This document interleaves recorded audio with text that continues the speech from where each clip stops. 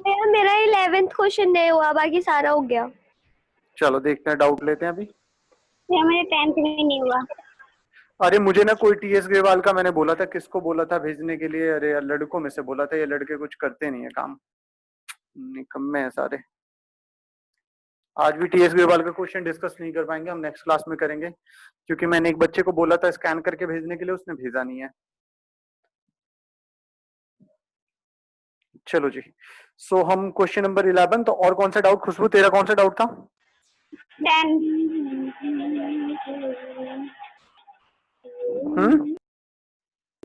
Question number 10। Question number 10 और question number 11, okay. देखो जी, question number 10 देखते हैं फटाफट, जल्दी से खत्म करते ताकि हम आगे और आज कॉन्सेप्ट सुपर प्रॉफिट में एक तो कैपिटल एम्प्लॉय निकालना सीखेंगे और आगे की चीजें देखेंगे। चलो, average profit, average net profit expected future. ध्यान समझिएगा बेटा, गुडविल के लिए ना बातें अगर रियलिटी बोलूं तो पास्ट प्रॉफिट तो लेते हैं, लेकिन ये हम एज्यूम करते हैं जो ये पास्ट में प्रॉफिट है। ध्यान समझना इस चीज को, जब आप प्रोफेशनल लेवल पे जाएंगे तो ये चीज मिलेगी, ये किसी और बुक में ऑथर में भी नहीं मिलेगी जो मैं अभी बात डिस्कस करने जा रहा हूँ, बट ये फैक्ट है। और क्या है ये ध्यान समझना, बताता हूँ, एक सेकेंड।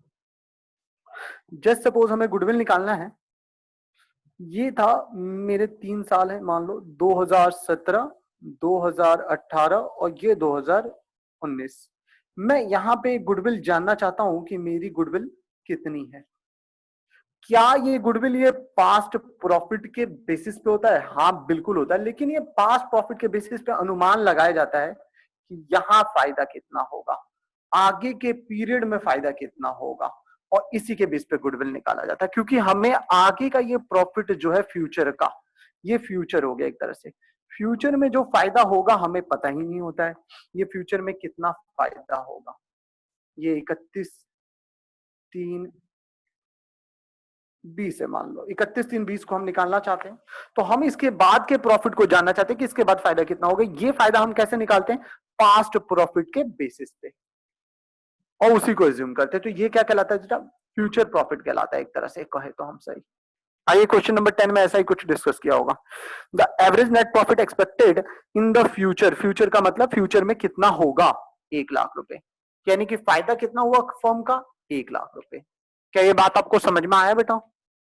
हेलो, चलिए एक बार और इस चीज को लेता हूं, जी भैया। एक बार और लेता हूं, ध्यान समझो जरा। देखो बेटा, जब एवरेज प्रॉफिट मेथड देखा था आपने, जैसे मान लो ये 31/3/18 है, फिर 31/3/19 है, और फिर 31/3/20 है। मैं यहाँ अलग कलर यूज कर लेता हूँ क्योंकि इसके बाद चेंज। यहाँ पे आप गुडविल जानना चाहते हो, गुडविल की वैल्यू। बताओ बेटा, पीछे क्या कमाया, क्या इससे मतलब है? मैंने क्या कमाया नहीं कमाया, नहीं इससे मतलब नहीं है, गुडविल का इससे क्या लेना देना। रेपुटेशन मेरा कितना है, ये मैं कितना कमा सकता हूँ इसके बेसिस पे पता चलेगा। हम मैं कितना कमा सकता हूँ ये फ्यूचर का तो पता ही नहीं है। ये फ्यूचर में अगले साल या उसके अगले साल या उसके अगले साल मैं कितना कमाऊंगा, यहाँ प्रॉफिट कितना कमाऊंगा, ये इन सभी सालों में प्रॉफिट में कितना कमाऊंगा मुझे पता ही नहीं है। इस प्रॉफिट को जानने के लिए मैं पास्ट प्रॉफिट को लेता हूं, इसीलिए पास्ट के प्रॉफिट को क्या कर देते हैं हम, एवरेज, और इसीलिए मेथड क्या आया था, एवरेज प्रॉफिट। दूसरे ने बोला था यार ये तो तुमने पूरा प्रॉफिट ले लिया, रेपुटेशन की वजह से प्रॉफिट तो आपका पूरा का पूरा तो नहीं होगा। तो उन्होंने कहा हाँ बिल्कुल सही बात है, तो कॉन्सेप्ट लिया है सुपर प्रॉफिट का, बोला कि एवरेज प्रॉफिट में से नॉर्मल प्रॉफिट को माइनस कर दो, जो प्रॉफिट बचा ये एक्स्ट्रा इनकम, यही हम यहाँ कमाने वाले हैं, और ये कितने सालों तक कमाएंगे उससे मल्टीप्लाई कर देते थे हम लोग। इसीलिए यहाँ पे गुडविल इक्वल टू क्या होता था, average profit into number of year purchase. ये जो फायदा हम एक साल जो अभी निकल रहा है, फायदा आगे कमाने वाले हैं, कितने सालों तक कमाने वाले हैं, 1 साल 2 साल या 3 साल, आगे के 3 साल तो 3 से मल्टीप्लाई।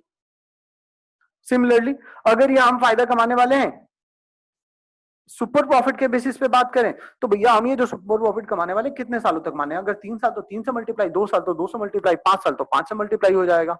लेकिन ये सुपर प्रॉफिट कैसे निकलेगा, हमें आगे का फ्यूचर का प्रॉफिट तो पता ही नहीं है, ये फ्यूचर में हम कितना प्रॉफिट कमाएंगे पता ही नहीं है, इसीलिए हम किसको बेस लेते हैं जी, पास्ट ईयर के प्रॉफिट को बेस लेते हैं। क्या ये बात सबको समझ में आ गया? हाँ जी, पूछिए अगर किसी को भी इसमें ना समझ में आया तो, क्योंकि अगला क्वेश्चन इसी से रिलेटेड, अगर ये वर्ड समझ में आया तो अगला क्वेश्चन समझ में आ जाएगा। अच्छा समझ में आया तो कोई बोल दो हाँ, हाँ बोलो कोई, जी भैया। हाँ बोलो हाँ। हाँ भैया। हाँ ओके भैया। चलो देखो अब क्वेश्चन नंबर 10। फ्यूचर का फायदा कितना है जी? फ्यूचर का फायदा है 1 लाख रुपए, यानी एवरेज प्रॉफिट आपका आ गया। Average capital employed in the business 5 lakh रुपए का कैपिटल एम्प्लॉयड है। The rate of interest expected, यानी कितना रेट ऑफ रिटर्न है? 15% का। The remuneration of partner is entitled to 10,000 per month.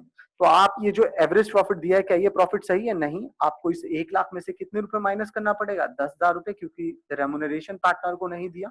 यानी आपका एवरेज प्रॉफिट कितना निकल के आएगा? 90,000। 10,000 का एक खर्चा नहीं माइनस किया गया है, उस खर्चे को माइनस कर देंगे तभी तो आपका सही प्रॉफिट आएगा। तो सही प्रॉफिट कितना निकल के आया? 90। अब आपको क्या चाहिए? ये तो एवरेज प्रॉफिट हो गया। अब आपको चाहिए नॉर्मल प्रॉफिट। नॉर्मल प्रॉफिट कैसे निकलेगा? Capital employed into number of year purchase. Capital employed into number of year purchase, sorry, capital employed into normal rate of return. तो 5 लाख का 15%, लो मैं एक अलग करा देता हूं यहाँ पे।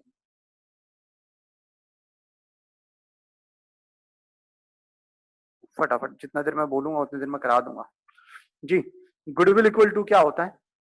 Super profit into number of year purchase. देखेंगे नंबर ऑफ ईयर परचेज कितना है, पहले सुपर प्रॉफिट निकाल लेते हैं। सुपर प्रॉफिट इक्वल टू क्या होता है? Average profit minus normal profit. बेटे इसी तरह से करना जैसे मैं सिखा रहा हूं, क्योंकि इससे ना आपको भूलोगे नहीं कभी कोई चीज।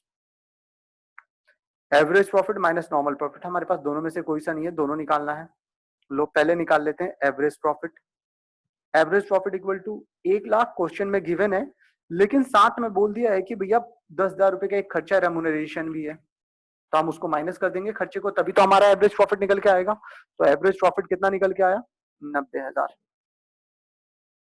Minus normal profit. तो नॉर्मल प्रॉफिट निकाल लेते हैं। नॉर्मल प्रॉफिट का फॉर्मूला क्या होता है बेटा? Capital employed into normal rate of return. Question में दोनों गिवन है। ये है आपका 5 लाख ना, ये 5 लाख है। 5 लाख रुपए क्वेश्चन कैपिटल एम्प्लॉयड है और रेट ऑफ रिटर्न कितना है? 15/100। तो 5 लाख का 15, 15 पे 75,000 रुपए हो गया ये आपका। अब देखो जी ऊपर फिल करते जाओ। यहां आगे हम नॉर्मल प्रॉफिट 75,000 माइनस किया, सुपर प्रॉफिट कितना निकल के आ गया? 15। अब हमें मल्टीप्लाई कर देना है नंबर ऑफ ईयर परचेज से, बात खत्म। आइए क्वेश्चन देखिए फटाफट। क्वेश्चन देखिए फटाफट। तो ये था जी तुम्हारा 5 लाख रुपए जो कैपिटल एम्प्लॉयड है, इस पे 15% का रेट, तो नॉर्मल प्रॉफिट आ जाएगा 75। ये 1 लाख रुपए का एवरेज प्रॉफिट, लेकिन 10,000 रुपए का नीचे खर्चा बोल रहा है, एस्टिमेटेड रेम्यूनरेशन 10,000 रुपए, तो 90,000 रुपए का बिजनेस का फायदा, राइट। अब goodwill of the form on the basis of 2 year purchase, तो हम कितने से मल्टीप्लाई कर देंगे? 2 से मल्टीप्लाई कर देंगे, 30,000 आ जाएगा। क्वेश्चन नंबर डाउट किसका था?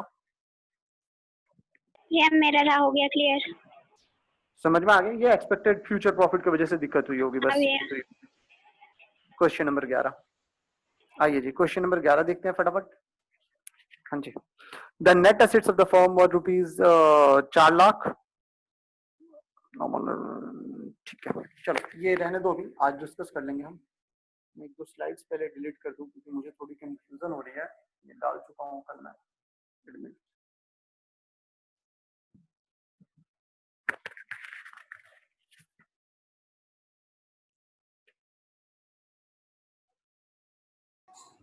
ये भी कल करा चुका हूँ, तो डिलीट कर दूं। 2 मिनट गाइस, मैं डिलीट कर लूँ थोड़े बहुत स्लाइड्स अपने। ओके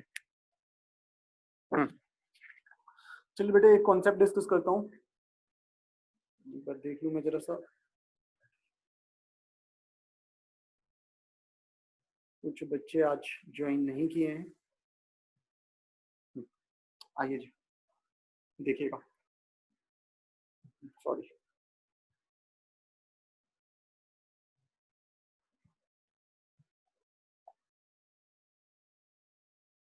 बेटा, फॉर्मूला याद करो फटाफट गुडविल का। सुपर प्रॉफिट में, सुपर प्रॉफिट में गुडविल का फॉर्मूला होता है तुम्हारा super profit into number of year purchase. Super profit का फॉर्मूला क्या होता है? Average profit minus normal profit. Average profit सही वाला होना चाहिए, तो कोई खर्चा वर्चा है तो माइनस कर दो, उसके बाद आपका एवरेज प्रॉफिट निकल जाएगा। नॉर्मल प्रॉफिट कैसे निकलता है बेटा? Capital employed into normal rate of return मैंने यहां डिस्कस करना। Normal profit equal to capital employed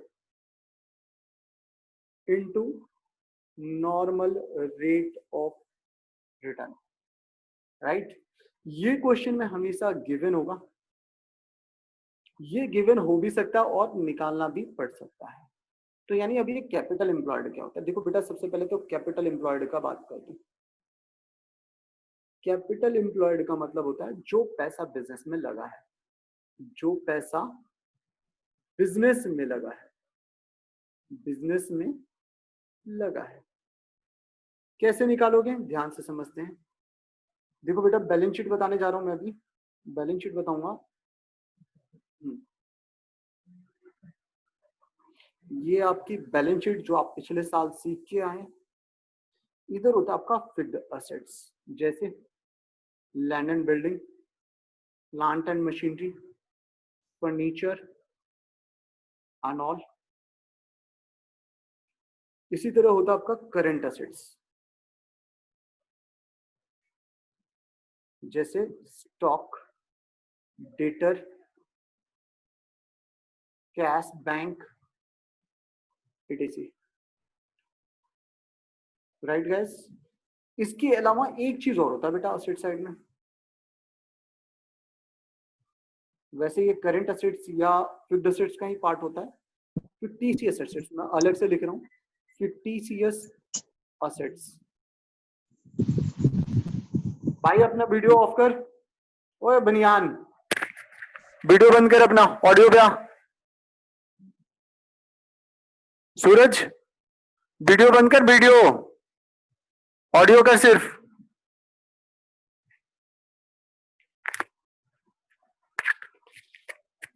हाँ जी guys, sorry for disturbance. Hello, सब सुन पा रहे हैं? जी भैया। चलो ठीक है। हाँ जी, फिक्टिशियस एसेट्स क्या होता है, कोई जानता है?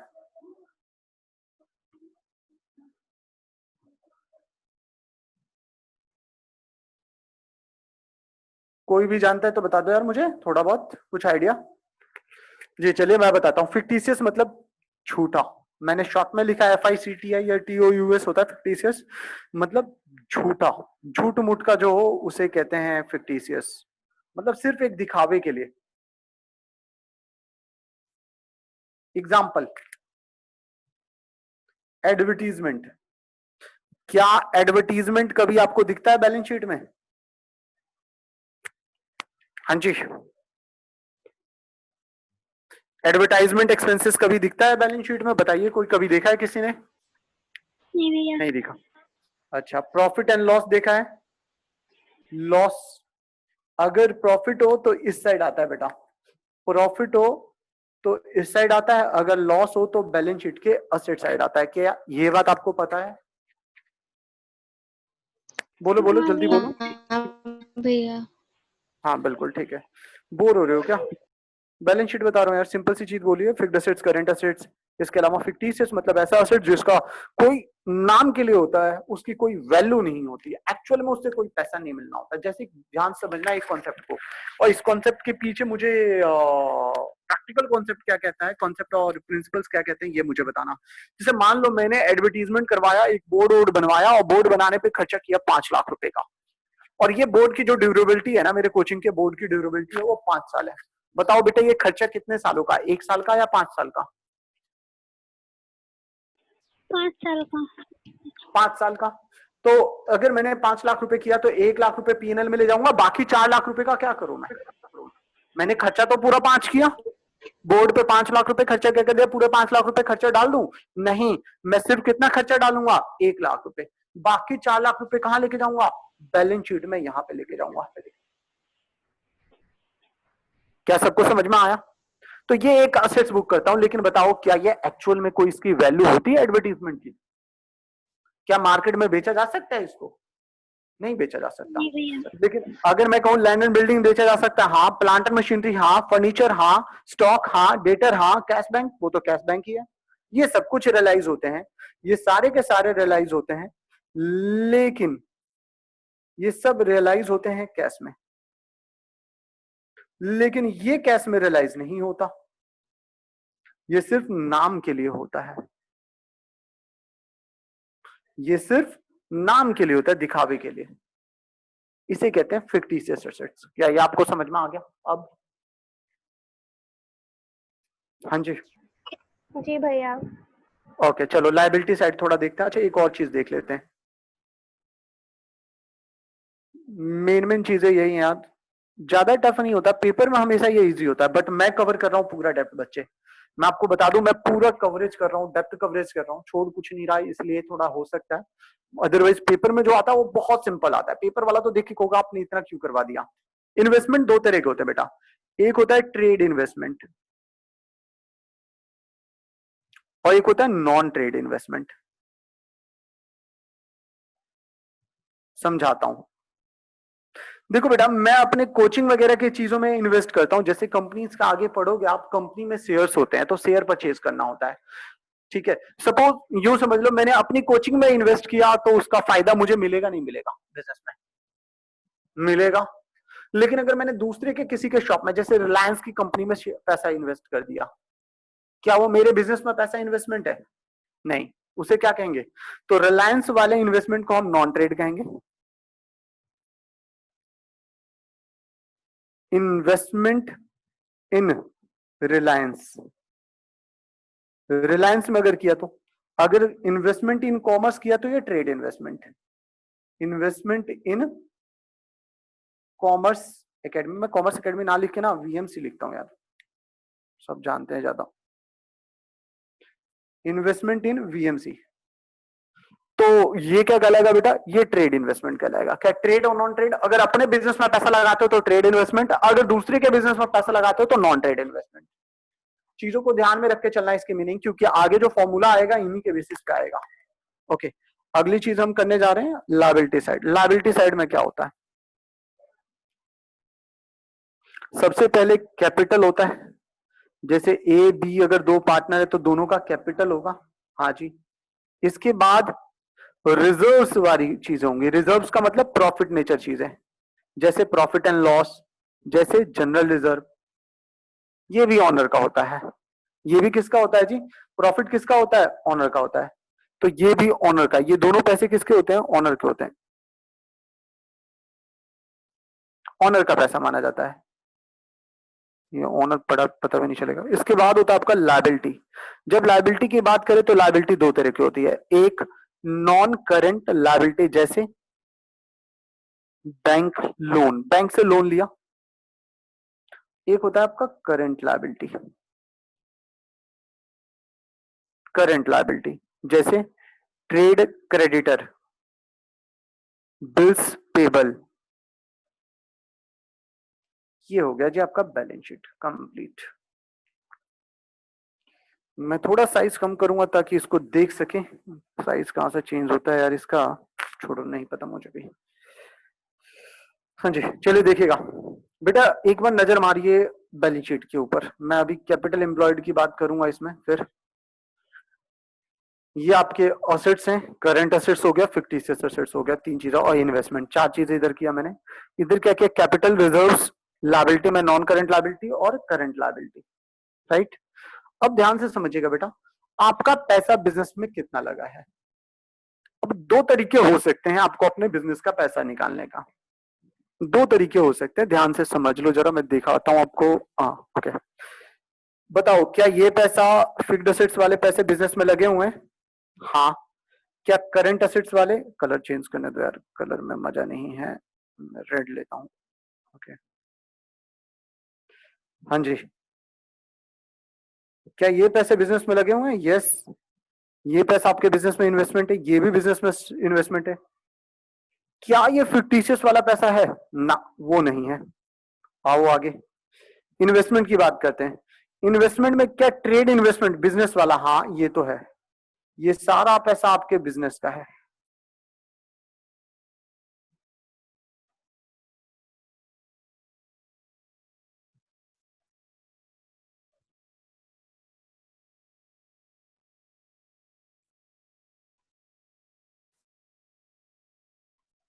ये सारा पैसा बिजनेस में इन्वेस्टमेंट है। जैसे फिक्स्ड एसेट्स, करंट एसेट्स, जितने भी fixed assets, land and building, plant, machinery, furniture, ये सारा पैसा बिजनेस में इन्वेस्टमेंट होता है। तो ये पैसा बिजनेस में आपका पूंजी लगा हुआ है। करंट एसेट जैसे कि स्टॉक, डेटर वगैरह, कैश बैंक वगैरह, ये भी पैसा बिजनेस में लगा हुआ है। लेकिन एडवर्टीजमेंट पे पैसा वो नाम के लिए दिख रहा है लगा हुआ है, लेकिन उससे क्या आपको कोई वैल्यू मिलेगी? अगर बात करें तो उससे कोई वैल्यू नहीं मिलती। अगर उसको हम बेचने जाए तो कैश रियलाइज होगा? नहीं होगा। सिमिलरली अगर हम बात करें प्रॉफिट एंड लॉस में लॉस के पैसे की, तो उससे भी कोई पैसा रियलाइज नहीं होगा। ओके, सिमिलरली बेटा अगर मैं इन्वेस्टमेंट की बात करूं तो इन्वेस्टमेंट अगर ट्रेड है तब तो बिजनेस में लगा है, लेकिन अगर नॉन ट्रेड है तो वो दूसरे के बिजनेस में, वो पैसा बिजनेस में नहीं लगा। तो ये तो हमारा असेट से पैसा आएगा। कैपिटल एम्प्लॉयड निकाल रहे हैं हम। कैपिटल एम्प्लॉयड निकालने के दो अप्रोच है बेटा।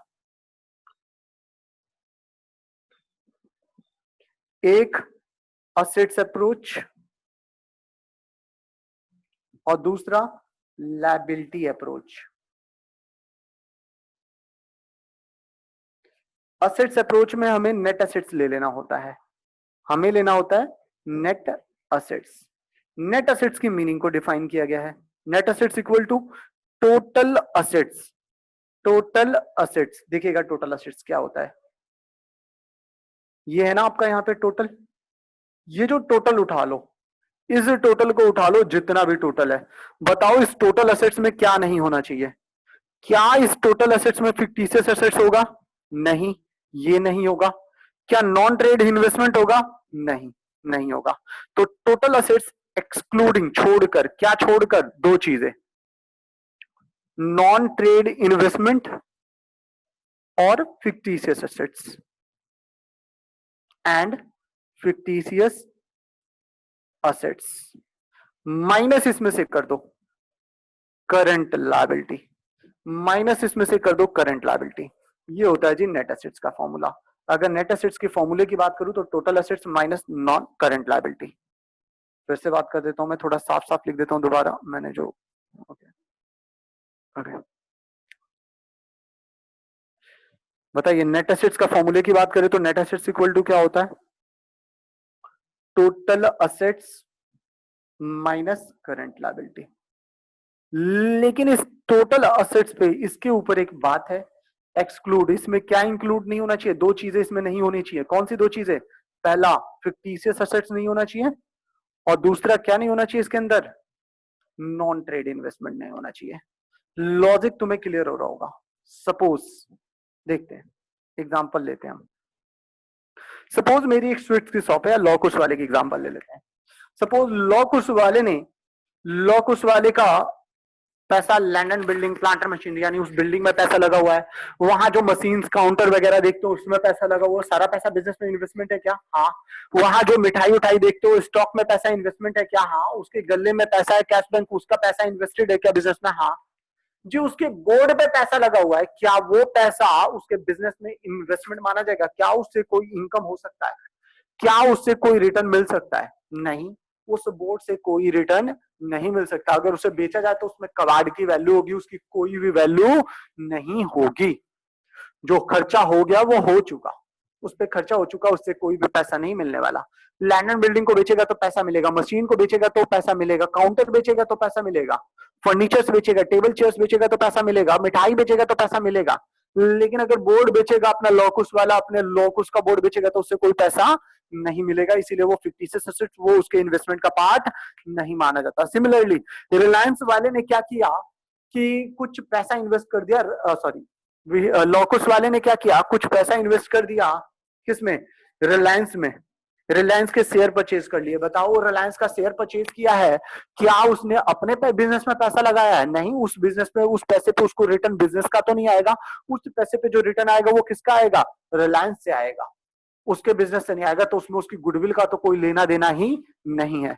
इसी वजह से हमने जब टोटल असेट्स उठाया तो टोटल असेट्स में से दो चीजें बाहर कर दी। कौन सी दो चीजें? एक तुम्हारा फिक्टिशियस असेट्स और दूसरा नॉन ट्रेड इन्वेस्टमेंट। और इसमें से करंट लायबिलिटी जो चुकाना है वो माइनस कर देंगे तो पैसा निकल जाएगा जो कि बिजनेस में लगा है।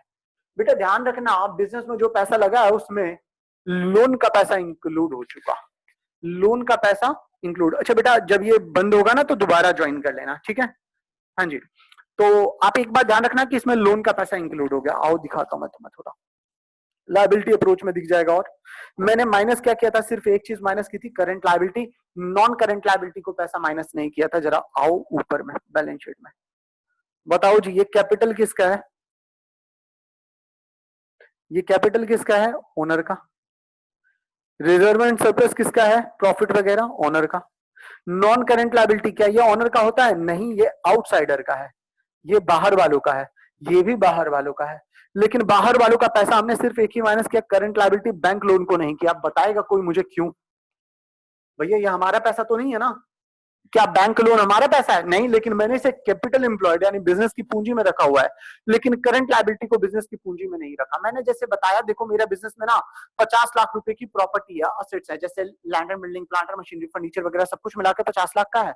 और मेरे को ना 5 लाख रुपए ट्रेड पेबल यानी क्रेडिटर को चुकाना है, जो अगले महीने चुकाना है, 15 दिन में चुकाना है। मैंने 5 लाख माइनस कहा, और मैंने कहा देखो मेरा 45 लाख रुपए परमानेंट पूंजी लगा हुआ बिजनेस में।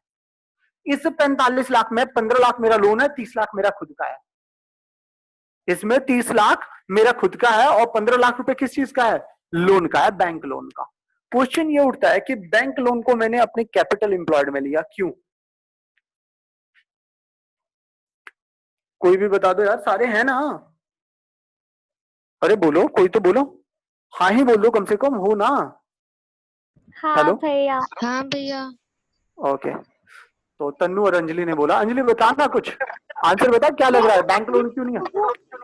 वो आपकी लायबिलिटी है ना, आप मतलब उसको पैसे चुकाओगे, वो आपका मतलब खुद का तो ही वो है तो ना। मेरी पूंजी नहीं हो सकती ना, वो मेरा कैपिटल एम्प्लॉयड कैसे होगा? कैपिटल एम्प्लॉयड का मतलब जो पैसा बिजनेस में लगा हुआ है।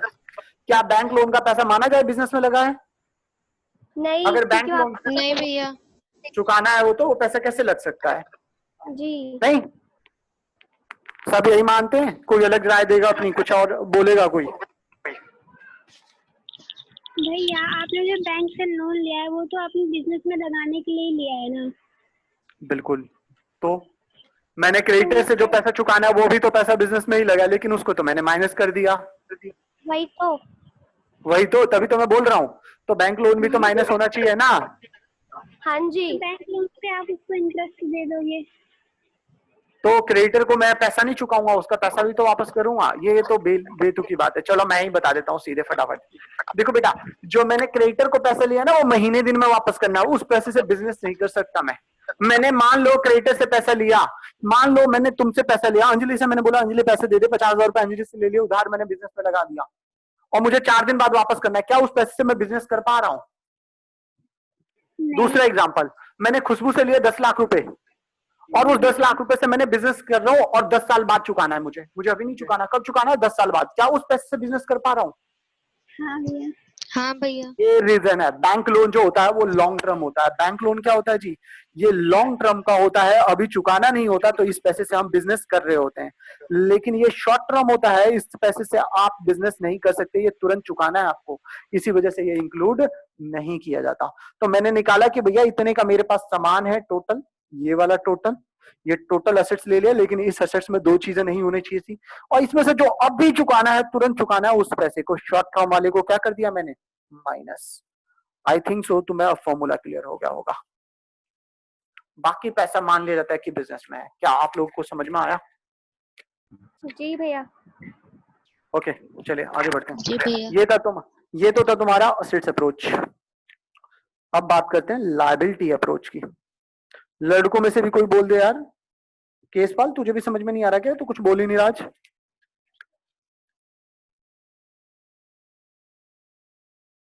लायबिलिटी अप्रोच में जी कैपिटल एम्प्लॉयड, अच्छा मैंने सूरज को बोल दिया था इसीलिए बाकी भी चुप हो गए। अरे सूरज को मैंने किसी और वजह से बोला था यार, पर्सनली उसको बता दूंगा। चलिए कैपिटल एम्प्लॉयड का दूसरा फॉर्मूला है लायबिलिटी अप्रोच। लायबिलिटी अप्रोच में अब हम लायबिलिटी को देखते हैं, असेट्स को देखते ही नहीं है। बताओ लायबिलिटी में जो पैसा पूंजी में लगा हुआ है ये कैपिटल एम्प्लॉयड का पार्ट है क्या? हाँ। क्या ये पैसा कैपिटल एम्प्लॉयड का पार्ट है? हाँ। क्या ऑनर का पैसा ये है तो ये भी कैपिटल एम्प्लॉयड का पार्ट है? अच्छा मैं दूसरा कलर यूज कर लेता हूँ, रुक जाऊं ताकि तुम्हें समझ में आएगा लायबिलिटी अप्रोच के लिए। वो बहुत मोटा हो गया। हाँ जी,